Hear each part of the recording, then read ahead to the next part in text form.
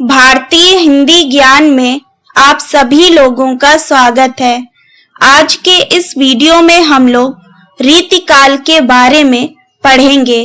अगर आप लोगों ने आदिकाल और भक्तिकाल के बारे में नहीं पढ़ा है तो मैंने इन वीडियो का लिंक डिस्क्रिप्शन बॉक्स में दिया हुआ है, आप लोग वहां से पढ़ सकते हैं। अगर आप चैनल पर नए हैं तो सबसे पहले चैनल को सब्सक्राइब करें और बेल आइकन को प्रेस करें ताकि मेरे आने वाली सभी वीडियो का नोटिफिकेशन आप तक पहुंच सके। तो चलिए पढ़ना शुरू करते हैं। हमारा जो विषय चल रहा है इसका नाम है हिंदी साहित्य का इतिहास। हिंदी साहित्य के इतिहास में हम लोग आदिकाल और भक्तिकाल के बारे में पढ़ चुके हैं। अब हम लोग रीतिकाल के बारे में पढ़ेंगे। तो चलिए इसको पढ़ना शुरू करते हैं। सबसे पहले हम लोग रीतिकाल में जो सबसे इम्पोर्टेंट लाइन है उसके बारे में हम लोग पढ़ लेते हैं। देखिए, हिंदी साहित्य में रीतिकाल को उत्तर मध्य काल भी कहते हैं। इसकी समय सीमा 1700 से 1900 विक्रमी संवत है। इसमें मुख्य रूप से श्रृंगार परक लक्षण ग्रंथों की रचना हुई है। अब हम लोग पढ़ेंगे रीतिकाल का अर्थ क्या होता है। देखिए, रीतिकाल में रीति शब्द का प्रयोग काव्यांग निरूपण के अर्थ में हुआ है। ऐसे ग्रंथ जिनमें काव्यांगों के लक्षण व उदाहरण हो उसे रीति ग्रंथ कहा जाता है। आचार्यों ने रीति को विशिष्ट पद रचना कहा है।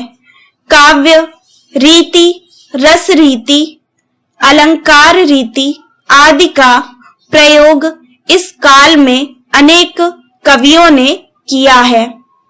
शब्द अलंकार ध्वनि जिससे काव्य का सौंदर्य और अधिक बढ़ जाता है, यह सब तो रीतिकाल के बहिरंग तत्व के रूप में है। इसके अंतरंग तत्व रस, गुण, ध्वनि, वक्रोक्ति आदि सब रीतिकाल की शोभा को और बढ़ा देते हैं। केशव दास ने काव्य के अंगों का निरूपण शास्त्रीय पद्धति पर किया है। इसमें कोई संदेह नहीं है कि रीतिकाल का समावेश सबसे पहले केशव दास जी ने किया है। अब हमारी हेडिंग है विभिन्न विद्वानों द्वारा रीतिकाल का नामकरण। इसके नामकरण को लेकर के विद्वानों में मतभेद रहा है। अलग अलग कवियों ने अपने विचारों को प्रस्तुत किया है जो कि इस प्रकार है।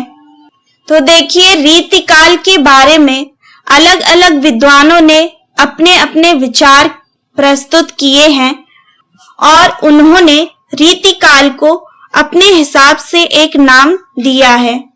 तो फर्स्ट है, जॉर्ज ग्रेसन ने रीतिकाल को रीति काव्य का नाम दिया है।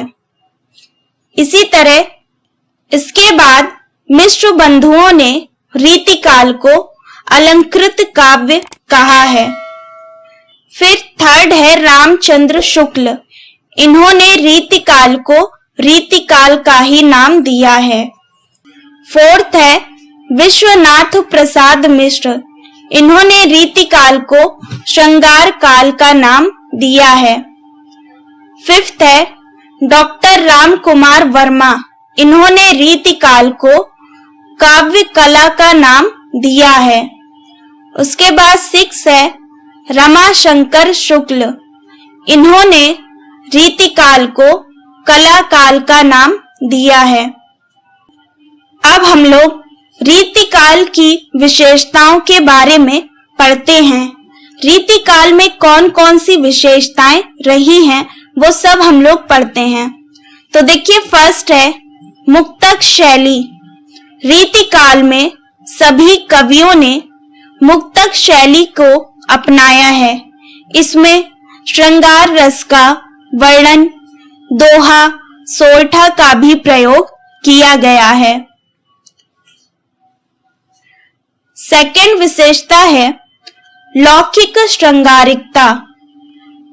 रीतिकाल में नायिकाओं की सुंदरता का वर्णन बहुत अच्छा किया गया है। श्रृंगार की प्रवृत्ति रीतिकाल में प्रधान रही है। इस काल के राजा और प्रजा दोनों ही श्रृंगार प्रिय थे। इस प्रकार से कवियों ने अपने अपने आश्रयदाताओं की इच्छा के अनुसार ही श्रृंगार रस का वर्णन किया है। नेक्स्ट हेडिंग है रीति निरूपण। इस काल में रीति ग्रंथों की रचना मुख्य रूप से 3 दृष्टि से की गई है। प्रथम, जसवंत सिंह का काव्य भाषा भूषण, याकूब खां का काव्य रस भूषण, दलपति राय वंशीधर का काव्य है अलंकार रत्नाकर आदि ऐसी रचना हैं जिनका उद्देश्य काव्यांग विशेष का परिचय कराना है। दूसरी श्रेणी में जिन रीति ग्रंथों का निर्माण हुआ है उनमें रीति कर्म और कवि कर्म का समन्वय मिलता है। तीसरी में कवि बिहारी, मतीराम, भूपति आदि आते हैं।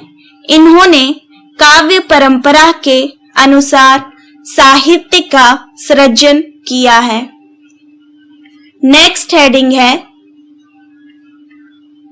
राज प्रशस्ति। अलंकार एवं छंदों का विवेचन करने वाले ग्रंथों में यह प्रवृत्ति देखने को मिलती है। इसका मुख्य विषय आश्रयदाताओं की दानवीरता अथवा युद्ध वीरता ही रहा है। उसके बाद फिफ्थ है वीर रस का प्रयोग। श्रृंगारिक वातावरण में वीर रस प्रधान कृतियों की रचना एक महत्वपूर्ण घटना थी।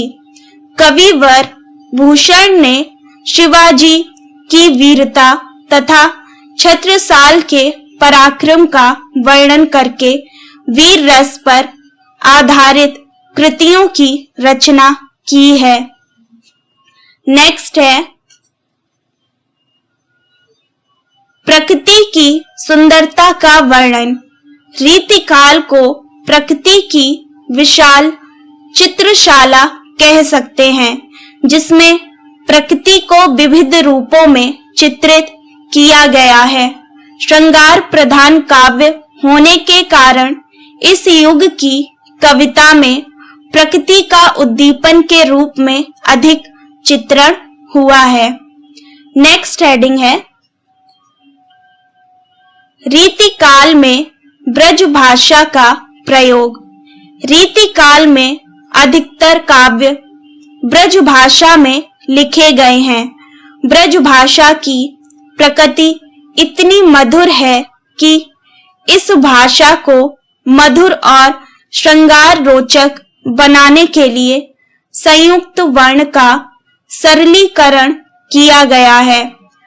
श्रावण, सावन, भाद्र, भादो, चंद्र, चंद, श्रृंगार, सिंगार और कृष्ण काना बन गए।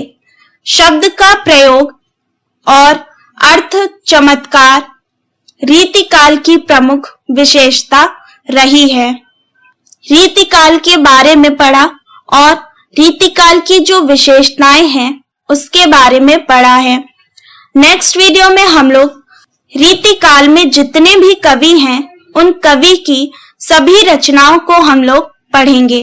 तो ये वीडियो आप लोगों को पसंद आया हो तो लाइक जरूर करिएगा और अपने सभी दोस्तों के साथ शेयर करिएगा।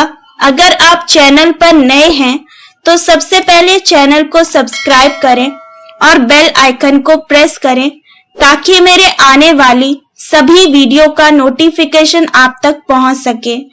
तो मिलते हैं नेक्स्ट वीडियो में, तब तक पढ़ते रहिए।